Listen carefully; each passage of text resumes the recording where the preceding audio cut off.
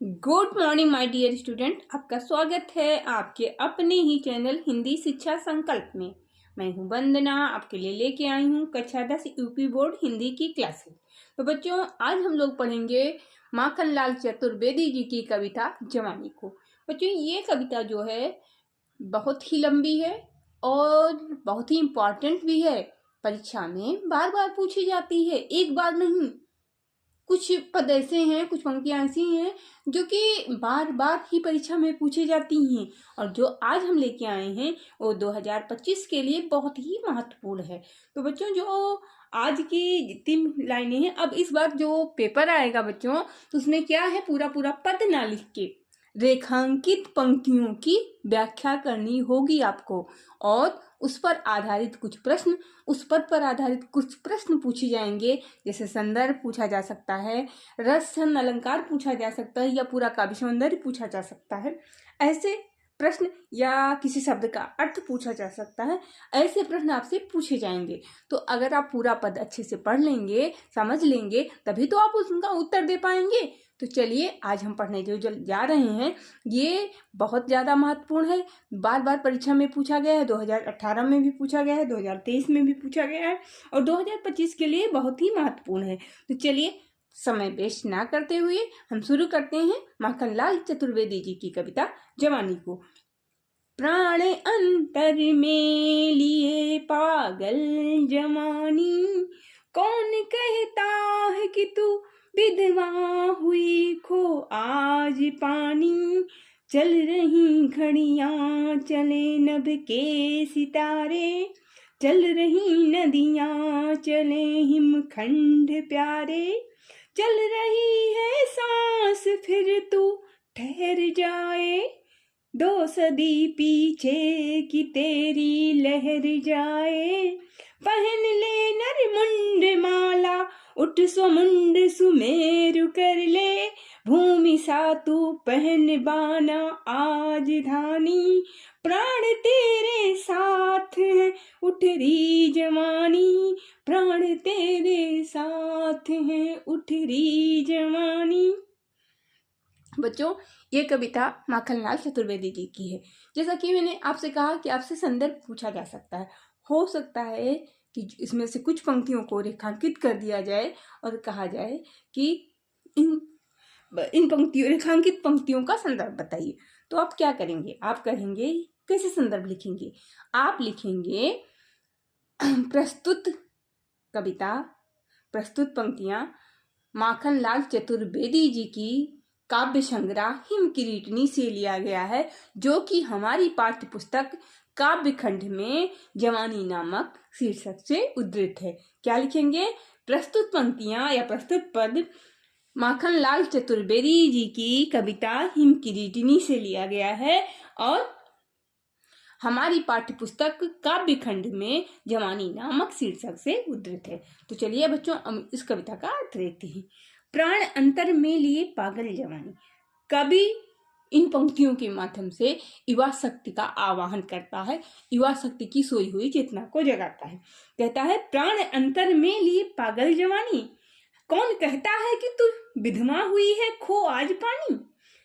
कह रहे हैं, कविवर कह रहे हैं कि हे हमारी युवा शक्ति, है हमारे देश के जवानों, तुम अपने अंतर में प्राण को लिए हुए तुम्हारी जवानी पागल है क्या? कौन कह रहा है कि तुम विधवा हो गई है? विधवा का अर्थ यहाँ पर यह है, पति मरना नहीं है, तेज मरना है। तुम्हारा यहाँ विधवा हुई है खो आज पानी, ओ पानी का अर्थ यहाँ पर ओज होगा, तेज होगा, और विधवा होने का मतलब तेजहीन होना होगा। कौन कह रहा है? कविवर पूछ रहा है कि हे मध्य देश की युवा शक्तियों, कौन कहता है कि तुम्हारा तेज नष्ट हो गया है, तुम्हारा पानी खो गया है? जरा देखो तो अपने आसपास। चल रही घड़ियां, समय चल रहा है, चल रहे नभ के सितारे, नभ के सितारे भी लगातार अनवरत गति से चल रहे हैं। चल रही नदियां, नदियां भी अपनी धारा में बह रही हैं। चल रहे हिमखंड प्यारे, जो बड़े बड़े हिमखंड हैं, बर्फ के टुकड़े हैं, वो धूप से पिघल पिघल के बह रहे हैं। चल रही है सांस, तुम्हारी सांस भी तो चल रही है, फिर तू ठहर जाएगा, फिर तू रुक जाएगा। बच्चों, ये पंक्तियां मुझे ये प्रतीत हो रहा है, ये पंक्तियां उस वक्त की हैं जबकि भारत गुलाम था, और कवि और अपनी युवा शक्ति को जगाना चाह रहे हैं, उन्हीं के लिए कविता लिखी गई है। 2 सदी पीछे की तेरी लहर जाए, क्या ऐसा हो सकता है कि तुम्हारी वजह से तुम्हारा देश, तुम्हारे में उत्साह 2 सदी पीछे आए और तुम्हारा देश पीछे हो जाए 2 सदी। पहन ले नरमुंड माला, अरे युवा शक्तियों तुम कमर कस लो और नरमुंडों की माला पहन लो। उतर जाओ युद्ध भूमि में, कर्म भूमि में, उठ सोमुंड सुमेर कर ले। बच्चों, सोमुंड का मतलब अर्थ है कि अपने मुंड को, और सुमेर का अर्थ यहाँ पे होगा सुमेर पर्वत नहीं, बल्कि जो माला होती है जिससे कि राम राम जपा जाता है, अपने इष्ट देव का नाम लिया जाता है, उसको सुमेरनी कहते हैं। और उसमें एक बड़ी सी मोती होती है जिसमें धागा लगा रहता है, उसकी बात, उसको सुमेर कहा गया है। उस माले की बड़ी मोती की तरह अपने मुंड को तुम कर लो, सबसे प्रमुख बन जाओ।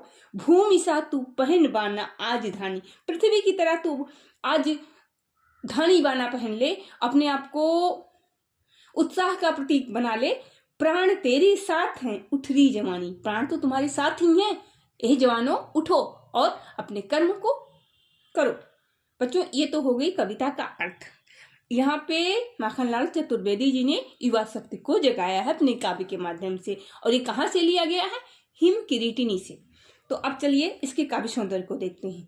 बच्चों, भाषा इसकी सहज सरल खड़ी बोली है, और रस में अगर आपसे पूछा जाए तो आप तो समझ ही गए होंगे कि कौन सा रस है।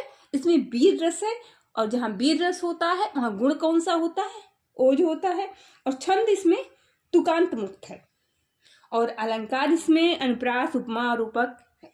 अनुप्रास सरवर दिखाई दे रहा है, और भूमिशा में उपमा है, और रूपक भी कहीं पे नजर आ रहा है। तो ये तो हो गया। और हाँ बच्चों, शब्द शब्द इसमें अभिधा और लक्षणा दोनों हैं। तो ये हो गया बच्चों आपकी जवानी कविता का एक बहुत ही महत्वपूर्ण पद। अब अगले वीडियो में हम लेके आएंगे दूसरे जो इम्पोर्टेंट पद हैं उनको। पूरी कविता नहीं पढ़ाएंगे क्योंकि समय कम है और कविता बहुत बड़ी है। बच्चों, तो खूब मन लगा के पढ़िए, हमारे वीडियो को देखिए। अगर पसंद आ रहा है लाइक कीजिए, कमेंट कीजिए, शेयर कीजिए। और अगर आप हमारे वीडियो से पढ़ेंगे तो हमको बहुत ज़्यादा खुशी मिलेगी, इसीलिए हम मेहनत कर रहे हैं, और आप हमारा साथ देंगे तो हमारा उत्साह बढ़ेगा। थैंक यू बच्चों, मिलते हैं नेक्स्ट वीडियो में।